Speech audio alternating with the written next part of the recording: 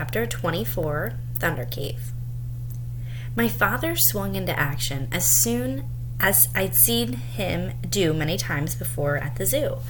The first thing we'll have to do is rig the airplane, he said. My gear's in the Land Rover. Have one of your men bring it over. Fine, Moha said, and walked away. My father, Donovan, and I walked to the airplane with the 2 guards close behind. Moha drove up in the Land Rover, and my father unloaded the gear. How does all this work? Donovan asked.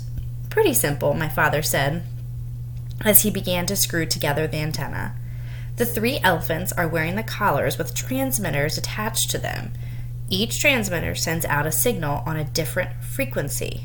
We punch in their number on the receiver, and when we hear their signal, we can get a location on them.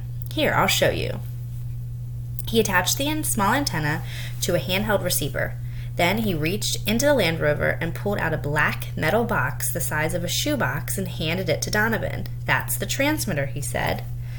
Donovan tested its weight. It's heavy. So are elephants. The smaller the animal, the smaller the transmitter. Most of the size and weight is from the battery that runs the transmitter. The transmitters are attached to heavy canvas collars. The reason we use canvas is that eventually the canvas rots and the collar comes off so the elephant doesn't have to wear it forever. How long do the batteries last? A couple of years, my father said. Sometimes more, sometimes less. Depends. Do you see the number on the transmitter? Donovan nodded. That's the frequency number. There's a magnet on the side of the transmitter. Take it off. Donovan removed the gray magnet. Removing the magnet activates the transmitter. My father flipped the switch on the receiver and pointed the antenna at the black box. He turned the receiver dials, and we heard a steady beep, beep, beep over the small built-in speaker. He switched it off. In the airplane, we'll use headphones because of the noise. On the ground, it's generally quiet enough to hear the signal over the speaker. What's the range of the signal? Donovan asked. Depends on the contour of the land, the weather, where the elephants are, a lot of different things. The range is much greater from the air than it is from the land because you're above the hills and the signal isn't interrupted. My father unhooked the antenna from the receiver and took it over to the plane. I'll attach the antenna to the wing strut and run a cable inside. He took black electrical tape and attached the antenna securely, then hooked up the receiver. Let's test this thing and make sure it works. Jake tested the transmitter and go out a little ways. Donovan handed me the transmitter and I jogged out about 20 yards from the airplane. My father turned on the receiver and we heard the signal. Okay, he said, switching the receiver off. I ran back. Put the transmitter back in the Land Rover. If we dart an uncollared elephant, we'll put a collar on it. I've got a couple spares. Always the biologist, I thought. He wouldn't pass up an opportunity to further his research no matter what the circumstances were. What now, Dr. Lanza? Donovan asked. My father thought for a moment, then said, Okay, this is how we'll do it. We'll find the elephants, land nearby if we can, and radio in our location.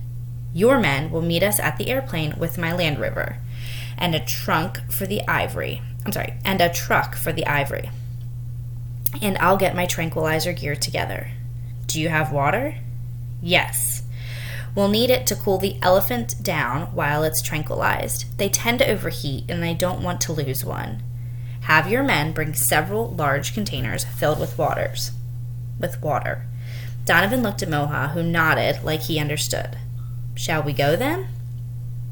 One more thing, my father said. The fewer people, the better. 1 man in the truck, 1 man in the Land Rover. We don't need any more than this. That will be fine, Dr. Lanza, Donovan said. Young Jacob will remain here. No way, my father said. He is not leaving my sight or the deal's off. Donovan thought about this for a moment. In that case, he said, we'll take Moha with us to keep Jacob company. And I must tell you that Moha is not very fond of Jacob and would like nothing more than to end his life. My father ignored his remark. Let's go and get this over with. Moha gave 2 guards some orders. Then we all climbed into the airplane.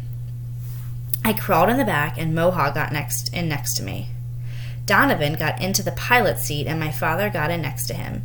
Donovan started the airplane. From the back, I watched as my father attached the cable to the receiver and slipped on a headset so he could hear the signal above the noise of the engine. I wondered when we'd have time to talk, and what would I say to him about my mother? I had so many things to tell him. Donovan taxied out into the open and took off. In a few minutes, we were in the air. It was light out, and for the first time since I've arrived, the sky was overcast. I couldn't hear what my father and Donovan were saying above the engine noise. Every once in a while, my father gave a hand signal and Donovan eased the plane in the direction he was pointing. We made several very wide circles, though my father pointed straight ahead. We flew over the top of the east hill where the cave was located, and my father directed him to fly in another circle. My father nodded and said something, and Donovan cut the engine and started to bring the airplane down. While he was still above the hills, he radioed in our position. Donovan had been right. The elephants were near. We hadn't been in the airplane more than 15 minutes. He was landing in the narrow valley between the 2 hills. The wheels touched down and we rolled over the savannah. "I guess your luck is good, Dr. Lancey," he said after he turned the engine off. "We'll see," my father said grimly. Finding them was easy. He opened the door and jumped out. The rest of us followed. My father took the antenna off the wing and attached it to the receiver and pointed it east above his head. Beep, beep, beep. "They're in the hills," he said. "They don't seem to be moving much. That's good. I might be able to get close, but we'll have to wait for my gear." Donovan looked at his watch. It should be here within an hour. My father turned the receiver off and looked at me.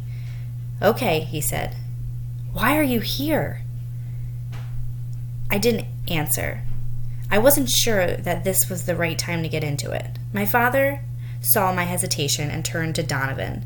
"How about some privacy?" he said. Donovan didn't move and didn't respond. "I gave you my word that I'd cooperate," my father said angrily. "I suppose there's nothing you can do," he said. "You may take a short walk, no more than 25 feet away," he turned to Moha. "If they go farther or try to run, shoot the boy in the back." Moha smiled and slipped his rifle's safety off. "You won't need it," my father said. "Come on, Jake." We walked a few yards away and stopped. "Okay, Jake, what's going on?" I took a deep breath. "Well," I began, "first of all, I'm sorry about the elephants. I've screwed everything up." "Don't worry about the elephants," my father said. "The poachers have been watching me for a long time, and I was just about ready to give up. They're organized and have all the resources in the world. They even have a good idea of where the elephants were." He looked towards the East Hill. "If you hadn't shown up, I probably wouldn't have thought of this, and they would have killed the elephants." I wasn't convinced. "They've been taking your mail," I said. "Yes, I thought so. I haven't gotten a letter from you or your mother in months. I figured that something was going on. They cut me off." I nodded. "So why are you here, Jake? Beth must be going—" "Mom died," I said. I didn't know any other way to put it. He looked confused. "What?" I told him about the accident and the funeral. He listened in silence. When I finished, his shoulders began to shake and he dropped to his knees. I put my arms around him. We held each other and cried for a long time. After a while, he pulled away and we both wiped the tears from our faces. "I loved her like I've never loved anyone," he said. I nodded. My father stood up and glanced at the airplane, trying to regain his composure. He looked back at me. "You still haven't said why you're here. What about Sam?" I told him the whole story. The white light floating above Africa, meeting Sapit, Satanic, the poachers, the rain ceremony, looming his grave, the cave. "You mean your friend Sapit in the cave Sapit's in the cave now? As far as I know, I said. The cave is in the hills to the east. He looked at the sky, then looked back at me and grinned. Sapit might be right, he said. You may be here for more reasons than you know. Perhaps we all are. I am looking forward to meeting him. You're going to like each other, I said. We heard engines in the distance and looked down the valley. The Land Rover and truck were approaching rapidly. Well, let's get this over with, he said. He put his arm around my shoulder, and we walked back to the airplane.